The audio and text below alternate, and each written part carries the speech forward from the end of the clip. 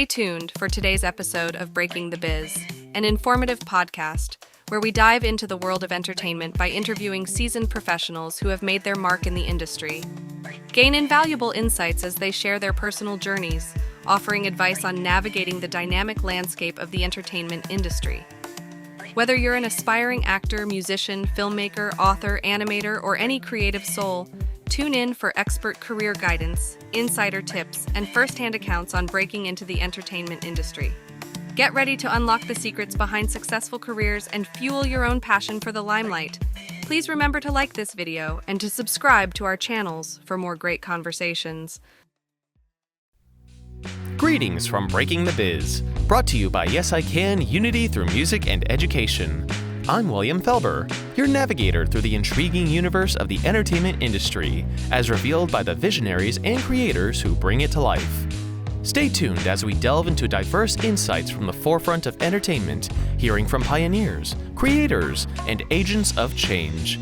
Prepare for a journey filled with tales of innovation, resilience, and the undying quest for artistic brilliance. Welcome to Breaking the Biz podcast with the Yes I Can crew. We got a great guest with us. We have Rob Rudkin, who is a 3-time Emmy nominated music supervisor with over 16 years of experience linking music to picture, capable of executing a wide range of media projects from boardroom ideas to final product. He thrives in a fast-paced world of content production while concurrently managing multiple projects at the same time. Proven track record leading to creative teams to meet their full potential. Just some of his specialties include music supervision, commercial music clearance, business development, operations management, team building, sonic branding and strategy, original score, music rights, publishing and copyright, and end-to-end client experience. Rob, I want to thank you so much for joining us tonight. Yeah, absolutely. My pleasure. So I want to start right from the beginning. Obviously, you are a music lover. When did you fall in love with music? And then I want to know, when did you realize that that could become a career? Oh man, goes way back to when I was a kid, way back to like in my parents' car. We listened to this radio station B103. I'm based in like the New York area. I'm in New Jersey right now. But there was this oldie station B103, and I grew up on the Beatles, the Turtles, all those like like British Invasion, and that was like kind of like my start to like, wow, I like music, I like hooks, I like melody. It really resonated with me. I started collecting tapes and I started collecting CDs, and now I collect records. I'm like everybody else in the world. But yeah, I mean, when then I started playing music, and I played cello in school, and I played drums and guitar on my own with my friends. And I started playing in bands in high school. Had multiple punk rock bands, and that kind of transitioned to like my thought of like, this is more than just like a little side hobby. This is something I really want to do. I didn't know yet, like, if I wanted to be on the artist side or on the business side. So I kind of set my sights at like at an early age at like working on the business side. I knew I didn't have it as an artist, but I wanted to be involved and be a part of it. So I found a school that offered a major called music industry. It was SUNY Oneonta in upstate New York, and I learned. Yeah, it was I thought I'd work for a record label or a publisher, and I graduated in 2008. And this was the time of the financial collapse. This was the time of the beginnings of Spotify and DSPs kind of disrupting the record industry. And I didn't know I was going to have an industry to go into. So, this is a long story long, but then I got a internship at CBS Sports, and I wasn't a sports guy. I was a music guy, but I had a fraternity brother who had gotten in at CBS Sports who was a sports fan and was like, hey, they have a music department and they need some help. I can put a good word in for you. So I took that internship, and it was really lucky for me because it was my senior year. So I took the internship after my senior year. So it was part of my requirement to graduate to get an internship. Got that internship at the final hour. I did the internship, then I got my diploma, and then at the end of my internship, CBS Sports was like, "Hey, do you want to just continue doing what you're doing, and we'll pay you a salary?" And I said, like, well, I don't have to go into the workforce and try to get a job, and in this climate. Yeah, sign me up. I'll learn to love sports. Cool. And I spent 8 years there and finished up as their music director. So it was a good move, but it I was a lucky. Yeah, no, absolutely. 2008, you got not only the crash, but isn't Napster right around that time as well? Yeah, Napster. Man, I'm dating myself, but like I think, yeah, Napster was, yeah, it was like just there, like file sharing, all that is rampant within the recording industry. Then, yeah, I think Spotify was somewhere around that time too, like maybe shortly after. And I was just, it was just a big disrupting time, where the record industry wasn't going to be doing it the way that they had always done it. Right. Uh, so yeah, we didn't know, and I didn't, what I learned my freshman year of school in music industry program to the senior year was like complete, like it was like an industry changed in those 4 years. And then what I learned, 5 years into the industry working there, everything I learned was just out the window. So Yeah, that's crazy. So your internship had nothing to do with, and this is something that I love when I hear about internships. Usually, it's a word of mouth, somebody, a close friend, passing along an opportunity, or it's the college, like you mentioned, with that requirement, helping yeah, you land the internship. So in this case, it was actually both. You had a friend who connected it, and you still fulfilled that requirement of knocking out the internship. And yeah, everyone wants an internship where at the end they go, "Hey, would you like the same gig and get a salary for it?" That just means you were kicking ass when you were doing the work. And that's one of the other things we talk about here is people do see good work. There is no guarantee when you go into an internship that at the end employment is guaranteed. You have to go in there and treat it as a job, treat it with all seriousness, do a good job, and people do take notice. So you get into loving sports. Talk me through being a music supervisor at CBS in the sports division. yeah. Again, it was kind of like related to what the kind of story I just painted. I joined the department. I had a manager, and she had been there for a very long time. She had started her career in 1974. So this was the last part of her career. And I noticed, even just starting there, what I was hired to do was, she was still, part of the department's responsibilities were to fill out and create music cue sheets for all of the programs that were airing, that we were broadcasting. So, Super Bowl, Final Fours, the regular season NFL football, college basketball, golf.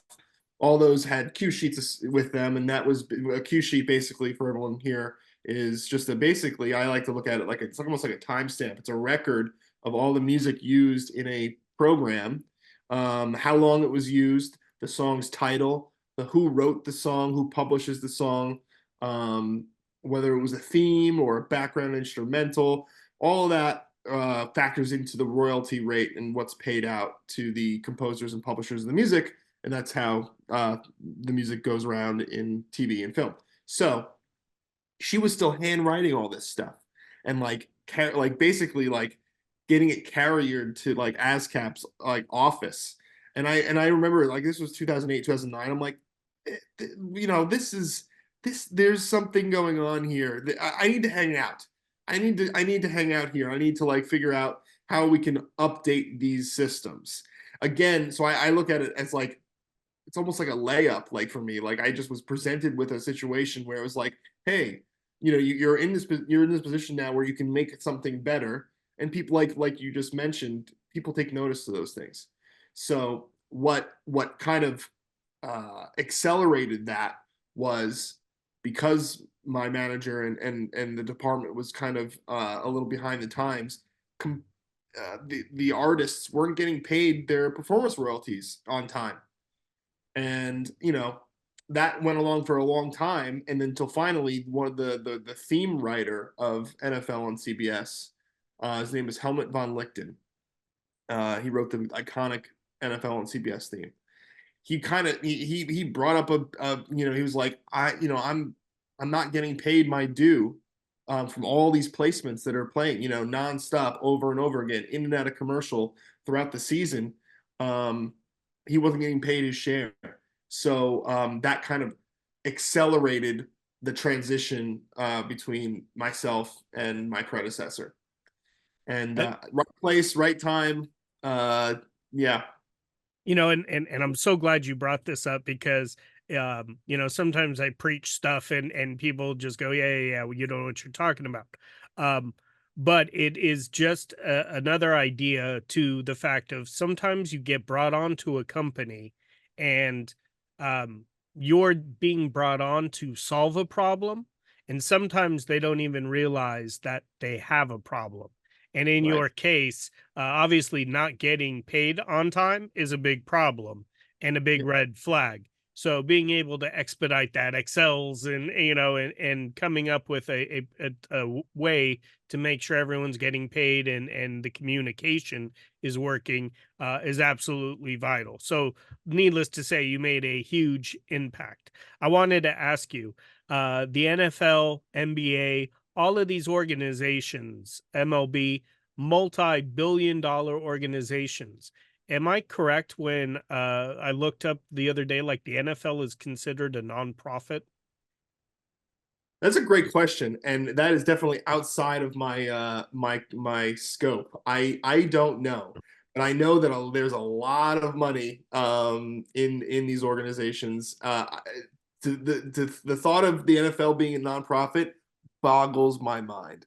I don't. The only reason why I asked that is I have a friend who's a manager, and I want to say they reached out to use their music, but then tried to get like a nonprofit rate, which to me is ironic with how much money is definitely floating around in professional sports.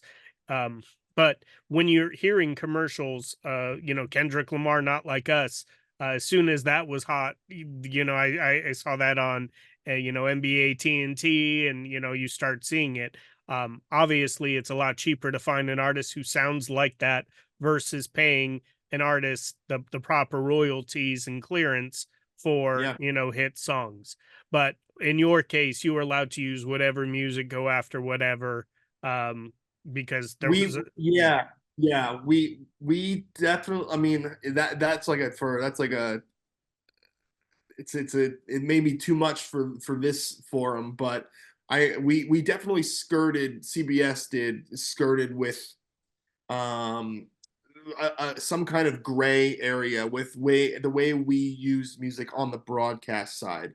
There's a little rule called the ephemeral rule, which basically was created in its intention was when there was music on the background in a stadium, when it's playing in the stadium and it gets into the airwaves and comes out onto the television, it was supposed to cover those kind of incidental uses. Where I worked used that rule, and all the very high paid attorneys on CBS's side kind of pushed for, well, we're gonna push that rule to the limit, and we were able to use music as long as it was in a live broadcast, used one time, never to re-air. And this was now talking about 2008, so it was a couple of years ago before streaming was really popular and all that, and all that stuff came in. So we at the time we were allowed to use music in that way. Now, when we did features, when we did pre-tape segments, like a feature on a player or a coach that would air in the halftime show or whatnot, we would license that because that would obviously not be ephemeral use. But yeah, like going to commercial break for like an NFL game, like using let's say at the time like the Black Keys was definitely huge at that time. We would use, that those their catalog all the time going to Okay. break. Yeah, but they Make would get paid their performance royalty uh, right. from the cue sheet. Okay. Perfect. So talk me and I also want to point out sometimes you take a job even if it's not like, what you love so much. In your case not liking sports, right? For somebody that would be like the best job in the world. Yeah, Um but when you have a talent and you can get your foot in the door and then use that as your vehicle to the next plateau or wherever you want to keep climbing, you have to do it and you have to take advantage. And especially in your case, how crazy and rocky the job market was in 2008. But I want to fast forward. You do 8 years there. What comes next? yeah. So my responsibilities at CBS grew and grew. It started as just like a cue sheet wrangler and compiler, and then it grew to a more of a creative role where I would be called into the edit rooms all in New York, and everyone working on their various pieces and features throughout the week would want to need help with sonic direction and things like that. I had the pleasure of working on many themes that came through. Thursday night when CBS launched Thursday Night Football, and we had the rights to that. We did the theme song for that. We did a rebrand of the PGA Tour, and that was a lot of fun because that was all custom composition, working with artists directly. A lot of fun. So what comes up after CBS Sports? So in addition to that, I inherited the responsibility of kind of managing all of our production music vendors, and meeting all of the owners of the music libraries that would supply us with production music. And one of them was a smaller company based in New York City, and they were looking to grow. And he came to me and he was like, kind of just like vetting with me. He was just kind of like, hey, I'm trying to expand out of sports. I want to get into like true crime and reality and things like that. Do you know anybody that could would want to like come on board to help me grow this thing? And I had been there for, like I said, 8 years now. You see, sports is cyclical, so you're kind of after the season's over, then it all starts again, back to the NFL. And after the eighth time around that merry-go-round, I was like, you know what, I'm looking. Let's try something new. My mantra has always been kind of just say yes and figure it out after, and that's gotten me so far this far. And sometimes it gets me in trouble, but most times it works. So I said, what about me? And he's like, oh, well, you have a pretty good gig going on. Like, I don't know, like, we talked through, and we decided that let's do it. So I left CBS and I went to the music agency, Mybe Music, and I spent 6 years there, helping him grow that business from into different verticals like true crime, reality, expanding on sports, a lot of film and TV work. It's awesome. I love it.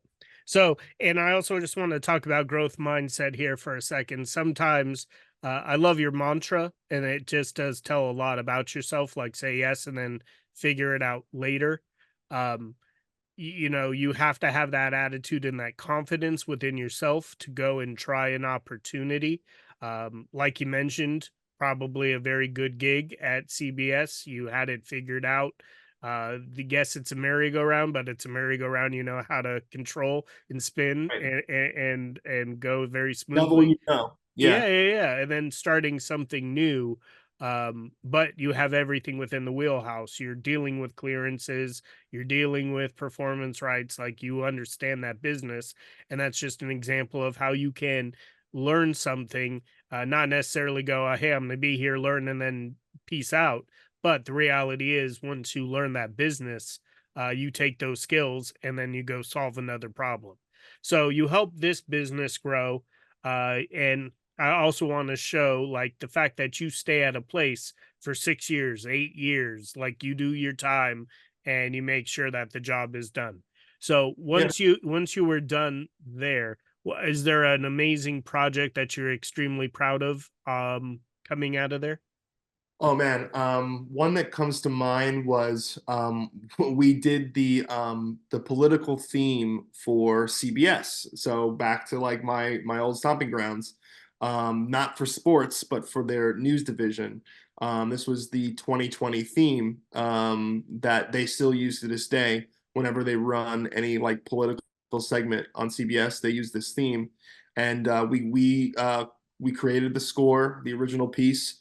We won a bid, and then we took that idea and we recorded it in Thailand. Actually, we hired a 60-piece orchestra in Thailand to orchestrate the piece, and it came out beautiful. It sounded great, and yeah, it was a lot of fun. We didn't go to Thailand, but we were on the remote session. So in the middle of the night, we were here just like on a Zoom call like this, kind of giving creative direction, and oh, let's do that pass again. Let's isolate the cellos. Let's bring that up and all that kind of fun stuff. And yeah, that was a really rewarding creative experience.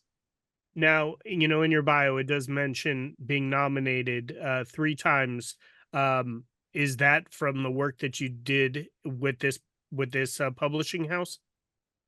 Yeah. Well, two was with CBS Sports, and then one was with MIB for a CBS Sports project. Love it. Yeah, my loyalty to CBS Sports is, been going on 16 years, and I'm those people at CBS, they stay there, like you mentioned, like putting their time. Most of the people that I worked with when I started were there when I got there and are still there. So they're all my dear friends, and we create fun stuff together, whether I'm there in-house or as a contractor I outside. I love it. And again, that speaks for just being a cool, good person, but never burning bridges. And it clearly shows if you're able to go back and collaborate with the company that you were with before moving to a new company. That definitely shows, like, leaving on good terms and collaborative terms. Yeah. So, with those nominations, was that you composing the music, original scores? Is that placements? How's that work? Yeah. Oh man, let me think of one of them was for Super Bowl 50. We were nominated for the opening tease of the Super Bowl, which was basically a mashup between our theme music and Aerosmith's Dream On. So that involved a clearance, that involved original composition, that involved a lot of. Look at you in where do I fit in this whole pie? I'm like the project manager. I'm securing the rights to Aerosmith composition. I'm working with the composer of our theme, who I mentioned, Helmet, to create an original piece that mashes up, that basically blends our theme song, CBS Sports' theme song, with Dream On. It was really cool. It was a really cool piece and a really great piece of music. That was one. The next one was for a feature that I did with a producer who's no longer with us. And it was just a great original score that I'm trying to think of what it was. You do so much content and work, you're like, oh man, like what was it? I wish I had it all written down. But it was just a great feature. And it required an original piece of music, and I sourced the composer. We went back and forth on revisions over and over and over again with the producer of the piece. Um, yeah, so things like that. Those were and I would, getting nominated for a sports Emmy is like, uh it's great. It's great, but like, we do that. We're doing that work day in and day out every day, and just because someone else said this one's good enough to be for this, is it's great. It's amazing, and it's very nice to be able to put on my resume. But yeah, we do that work every day. And then you going to the Emmys, not being a big, huge sports fan, where others are like, damn it, Rob, like you're going to the Emmys, right? So Yeah, yeah, I know. It's I can't make it up. It's sometimes I pinch myself. I'm like, man, I'm so, got to be grateful for, yeah, just like saying yes, even though, oh man, I'm not a really big sports fan. I'm gonna be surrounded by all these sports producers. What if someone gets, corners me in the court quick? Who's the starting lineup of the New York Giants? Oh no, like they found me out. I'm not a sports fan. Like shun this man. No, like the last thing that people that that do sports all day every day is want to talk about sports. So these people want to tell stories. That's what our common ground was. They want to tell human stories, and yeah, and it was my job to help soundtrack it. I love it. We do have some people on our call here tonight that have Paramount contracts and create original score of music um, for the Paramount library to be used for video games or movies or commercials. So you obviously had a company similar that was submitting music and that you were able to pull from to place. Right, yeah, and MIB actually I think is still part of the PML, the Paramount Music Library. Yeah, we I've worked with them before. Yeah. Okay. Very cool. I love it. So after you worked there, um what do you is there another move after that? Yeah, another move. I got another one of those kind of opportunities that presented itself, but I got contacted cold on LinkedIn saying, "Hey, we're trying to build this startup. It's a connected fitness startup, and the company's based in China, but they want a U.S. version of it, and they need someone to head up their music team." And what we did was we I did basically what I do at the companies I've been working for up to that point was I would manage the relationships with all the music providers. We create playlists for all of the content in the mirror. So this was like it was called Fitcher, and Fitcher is like the equivalent of Peloton in China, and they wanted to expand. So now I have the mirror actually behind me right here. I haven't fired it up in a minute, but yeah, we created a whole bunch.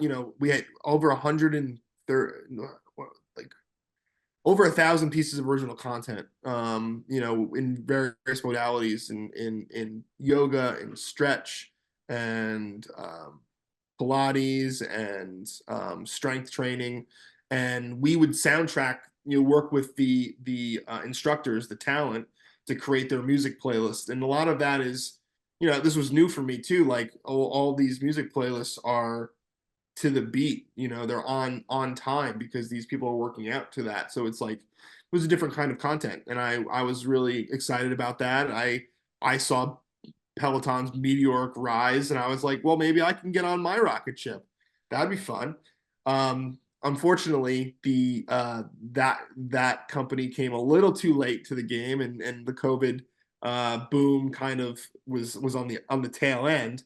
So I spent a year there, and then at the end of the year, they were like, "Hey, you did a great job, fantastic, but we're shutting down." So I got a free mirror out of it. You got a rocket ship on maybe a few trips to China, and then that was time to move on after that.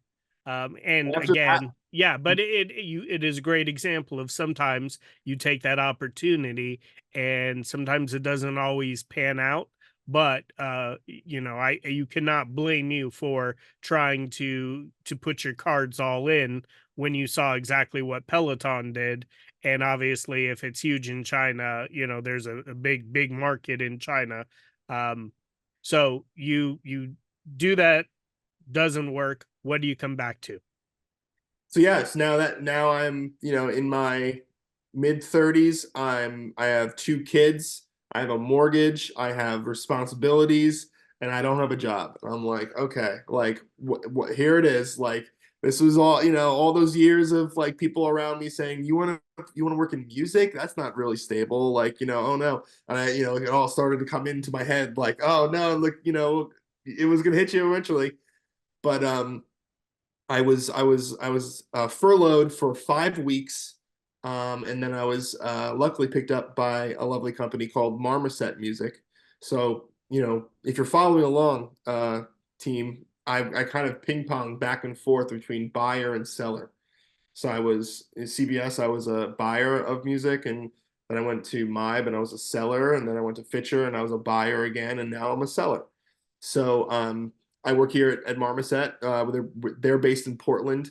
I work on the East Coast team with two colleagues of mine, and I'm on the business development team. So we're flying. We handle all of the East Coast and Europe, and so I'm going to London. We're going to Amsterdam later this year. We go to Boston. We're in New York City all the time, and I'm again with my old friends at CBS Sports, and supplying them with music from our catalog, and still playing the game.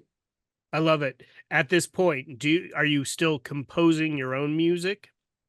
So I do have music out in the universe that does create royalties for me. I am not a composer. I my background is like I kind of it's like equivalent to a project manager. I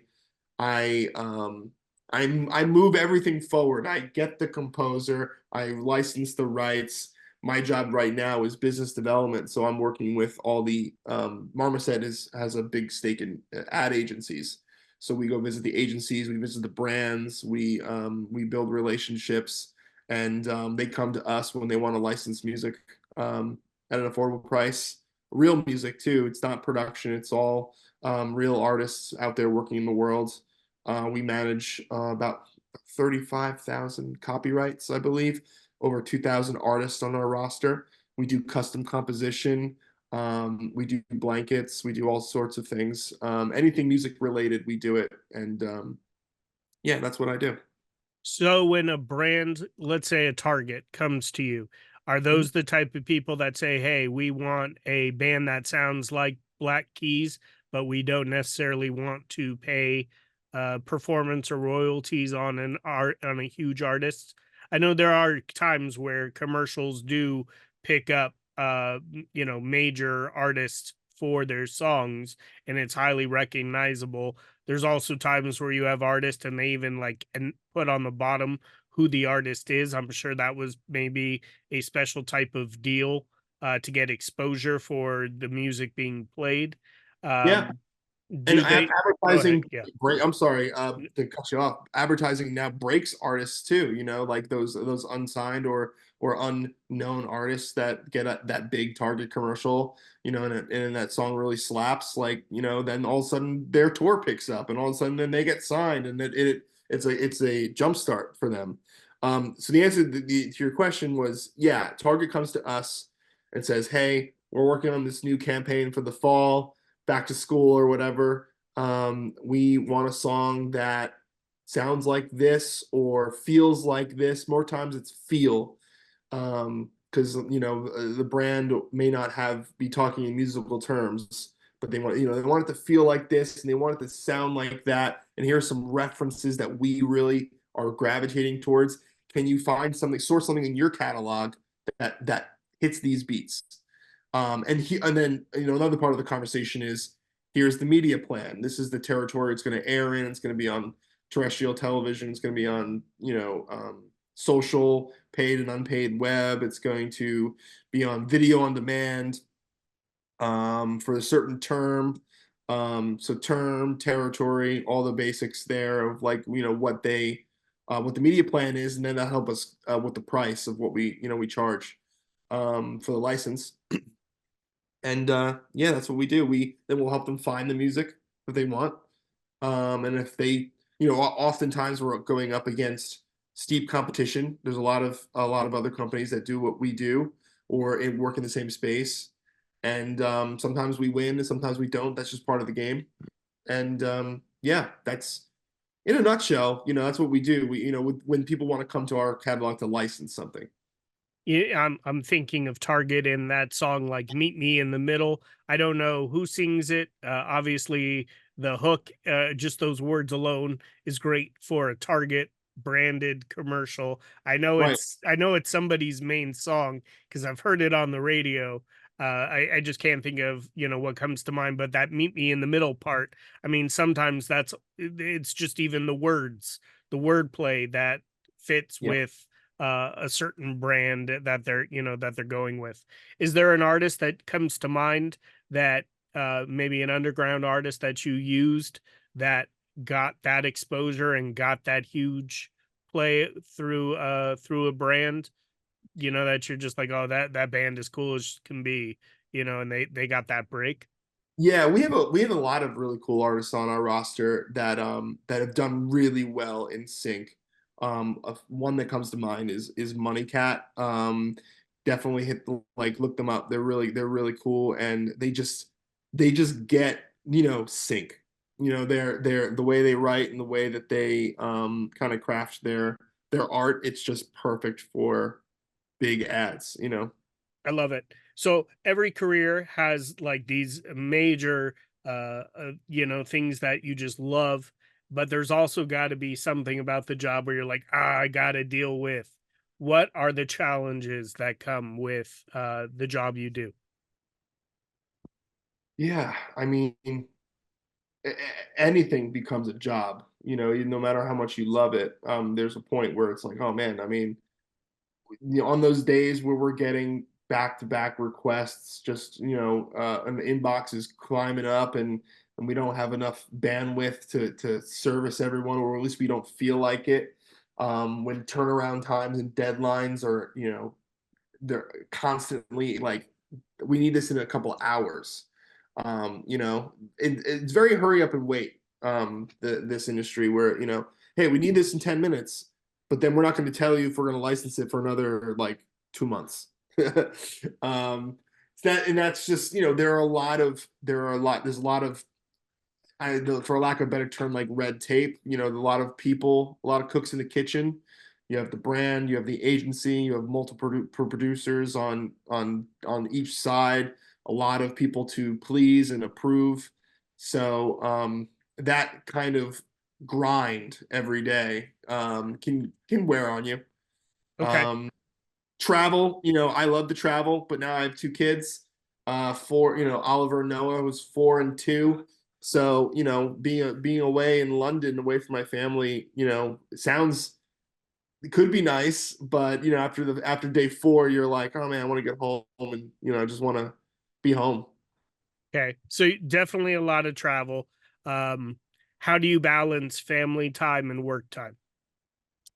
Well, Marmoset is definitely very good at that. I work remote. The parent office is in Portland. I'm on the East Coast, along with my teammates. So, I'm lucky enough since COVID, where the work has become global instead of like you have to go into your office and clock your time and all that. Like, I'm lucky that I can when I'm not traveling, drop my kids off at daycare, pick them up, be with them, cook them dinner. I can, and I can multitask, and in between emails, I'm doing laundry and all that stuff. So, I mean, we do what we got to do.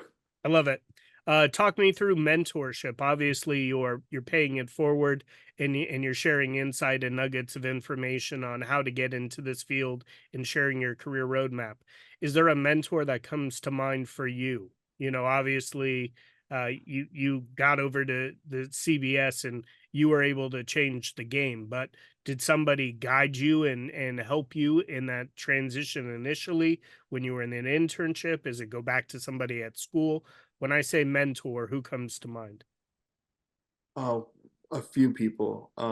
My dad, the way he handled business and family life was always something I admired, the way he could kind of do both and kind of walk that balance. At CBS, my direct manager, as I mentioned, Susie was the first mentor, who brought me in, and then her boss, Bruce Goldfeder, who now last time I saw he's working at Fox, but he um he was one of those kind of like, hey, I see something here, like, just, stay the course, put your head down, do the work, when, I'm gonna call on you eventually, and be there when I make the call, kind of thing. It's really, really helpful. Um, Man, the list goes on. There are so many people that have helped me kind of walk this walk. I know, whenever I can, like, as I said, I'm a product of an internship. So, whenever I can, give back, and either I used to run the internship program at MIB. Whenever I can talk to people coming up into this industry, I always jump at it, because, I don't know if I even took full advantage of my network at the time. Um, but maybe, looking back on it, like, you can kind of see the different people that kind of come here, like, pull you, and you can also see the people that push you too, like, away, like, in the opposite, when you go like, oh, that's the opposite of, of what I think is right, or what feels good, or like, that's not the way you treat someone, and you kind of gravitate away from that, and I can see kind of like how it's pushed me where I am right now. But yeah, there's a lot of people along the way. I love it. Let's talk about networking. Because you mentioned maybe not even having to tap into your full network. And we've had people in the past who said your network is your net worth, and everything is networking. Even we had a guest speaker a little bit ago who said, you're always on an interview. You never know who you are talking to. You always hold yourself in a certain way, in a positive way. And in this instance, this guy was wearing like an editing shirt, and went to a softball game, and then another parent was like, leave it all in the editing make, like, are you an editor? And he was like, yeah. And that turned into like a really big corporate editing job in the movie industry. And he just said, you never know, you're always on an interview, and you should treat every interaction with, you never know who's going to become your boss.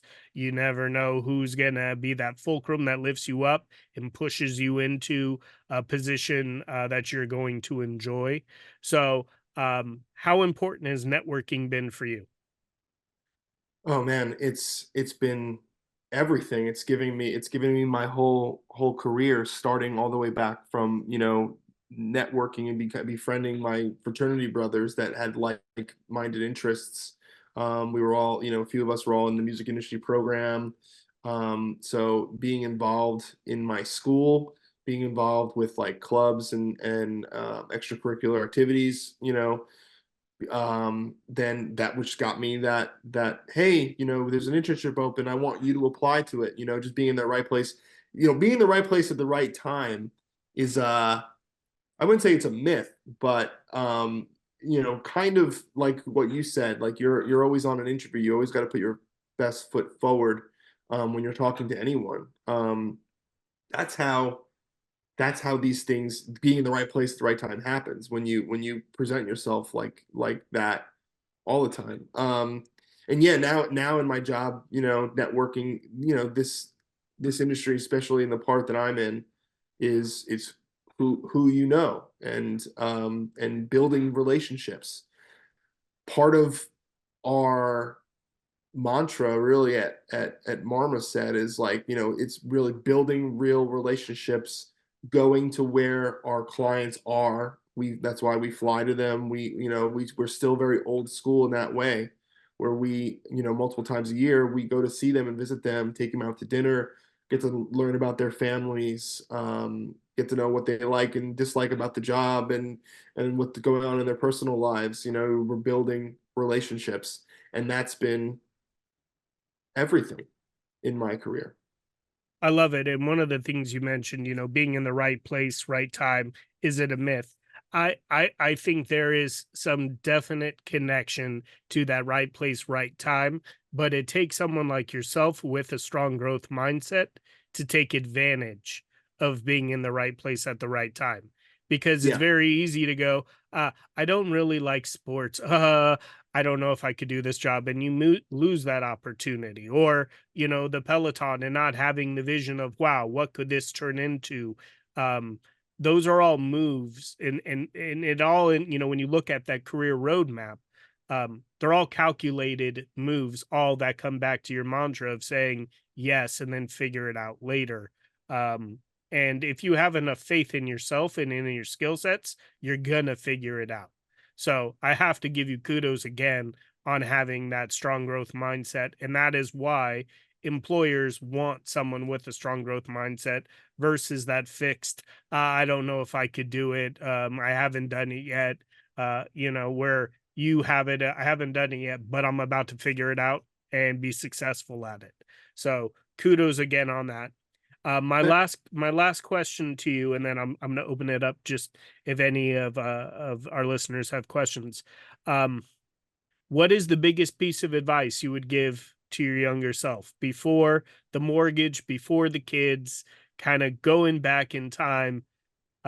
Is there anything you would have changed? Any personal advice you would have given to yourself uh, through your journey? Yeah, well, that's a good one. I haven't contemplated this in a minute, but um it's tough because, every even the setbacks still led me to like where I am, and I'm where I am right now is I feel very fortunate to be. But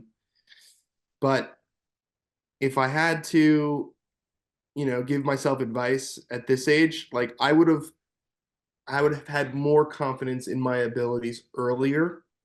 I think I spent a couple years um doubting, not having full confidence in myself, and actually, and this is how I feel. Maybe not how I acted, but like internally thinking, I don't know, like I don't know this, and I don't know if I can do it, and I don't, and being in that kind of closed mindset. And I wish that I kind of got with it a little earlier and just said, no, just like I said, say kind of this say yes. Um, I'm trying to think, like, everybody has gifts to give. Everybody has lean into like your strong suit. Like I when I was going back to like when I was a kid, like I was always the one putting people together. I was always the one. I started the band. I found the players. I brought them together. I signed the gig. I got the gigs. I got the recording time. I was always the one like pushing things forward. And I wish I could have like, I don't know, monetized, but like I wish I could have recognized that value earlier. I didn't know what that was value. I thought that was just like, oh, my friends are lazy and they're high. Like like do I? But I want to do it. I want to go record in the studio and I want to play that gig. And so but I all of those, I'll call them strengths now. All of them apply to what I do now. Yeah. I'm using those same kind of skills and same kind of soft skills, I guess, that I guess had when I was a teenager. Just like bringing people together, pushing things forward, making decisions, being very, I'm very I pride myself on kind of being able to make a decision and move forward instead of hemming and hawing and kind of in inaction. So there you go. I love how you did mention that. All of the soft skills and the career skills that you had, you put them all into play, what you're doing now.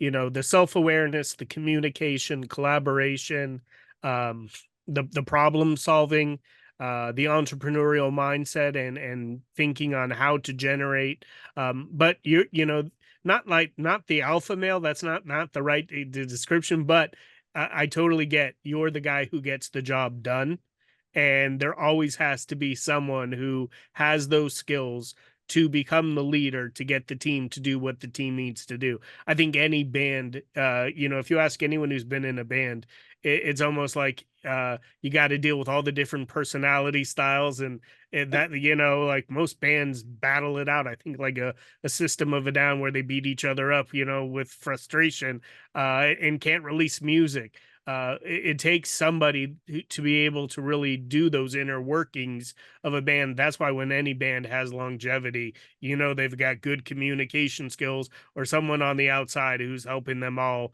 just kind of keep it fresh and keep going. But I love it. I think, even again, it comes back to your mindset of, would I change some of those things that, and I don't want to call it a failure, but the thing from China not working, it is true. You have to learn from things that don't go right to make things go right. Yeah. And, who's to say that you wouldn't be in your current position if that took off, right? Like, so everything does happen for a reason. I do think, again, coming back to being in the right place, the right time, but again, you got to make the most of your time and your opportunity. So on that note, speaking of opportunity, let's see who's going to be brave enough to ask a question and get some advice and mentorship. Clemente, I see your hand up first, and then I'll come to Presley. Hello, Rob. Hey.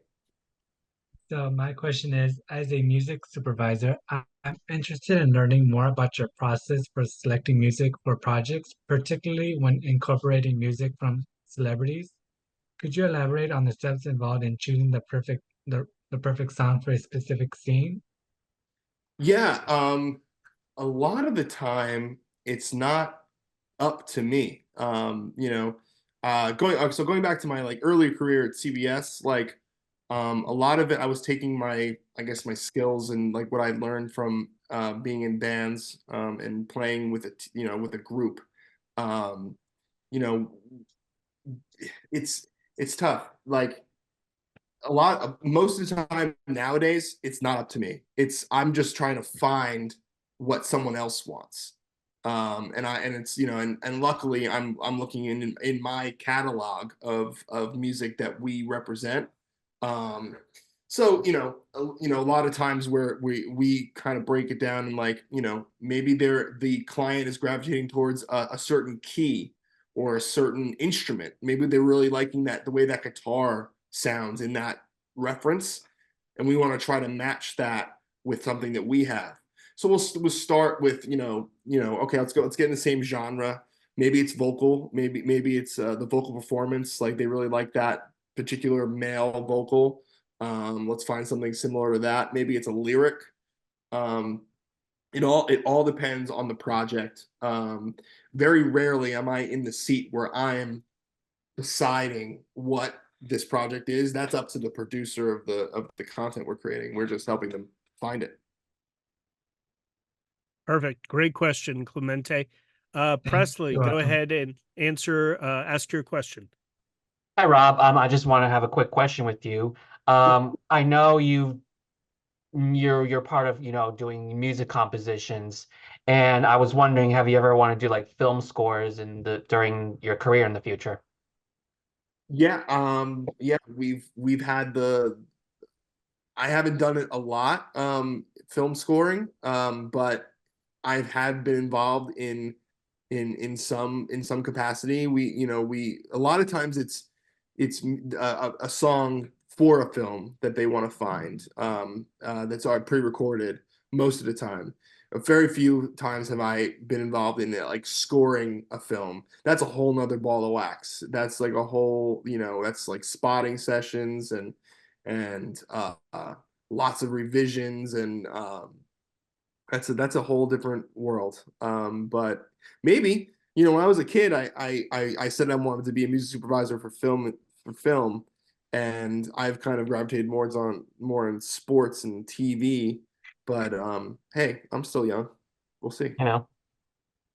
There you go. Again, growth mindset. Sometimes you just got to take opportunities and be up to challenges. Isaac, I see your hand. Go ahead and unmute and ask your question. Uh, no, I just wanted to say a comment that I that you mentioned the song "The Middle" earlier. Yes. I actually do know who made that song. Who does that song? Zed and Maren Morris. There you go. So, Oh, there it is. yeah, that's definitely a probably a very expensive clearance, I would say. Oh yeah. So that's top dollar. Christian, I see your hand up. Go for it and ask your question. Hey Rob, thank you so much for coming. Yeah. I wanted to ask, because you were talking about, I guess, sort of, I was really sort of captivated when you talked about specifically your kind of role when you were younger as sort of like organizing everybody, getting all your lazy friends to work and kind of accomplish stuff.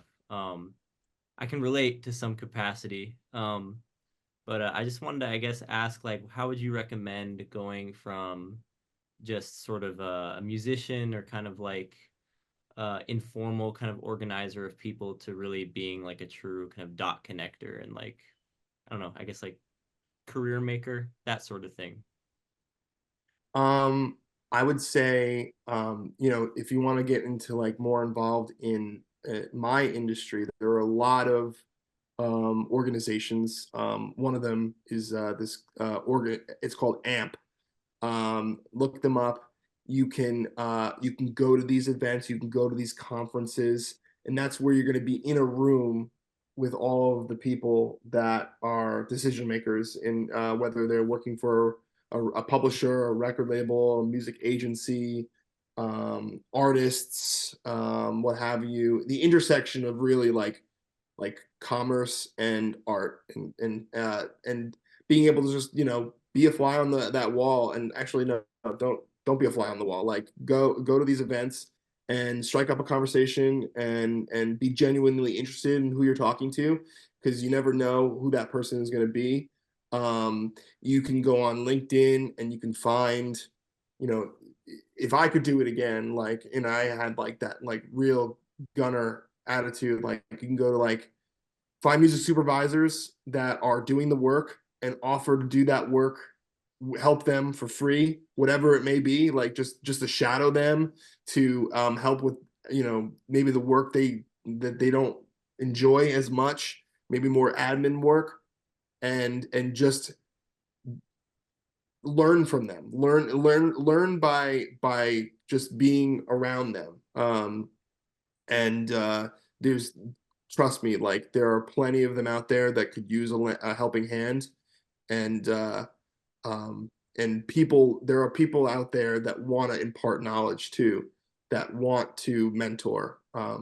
So it goes back to like kind of like finding a mentor, or like recognizing a mentor like person in your life, in the place you want to go. Find out where you want to go, and then start offering help. Thank you. Perfect. I love it. And again, great, solid advice. And thinking about being able to go back right now and use those connections and those tools, you guys got a lot right at your fingertips. When Rob and I were in this industry, there was no LinkedIn, right? Like we were able to connect with LinkedIn. There's so much stuff that you can do and reach out to individuals like Rob. It's a great way. And just like Rob said, offer to work and to help and bring value to a company, they're going to see your value. And maybe it's your young mind with technology that they didn't think of, and again, you solve that problem like Rob did over at CBS. I guarantee you everyone's getting paid now on time. So very vital part of the industry.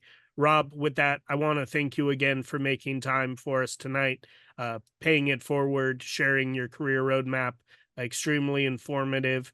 Love the growth mindset again. If there's anything you guys take from this conversation, is how important being confident within yourself and taking on opportunities and challenges that maybe push you out of your comfort zone.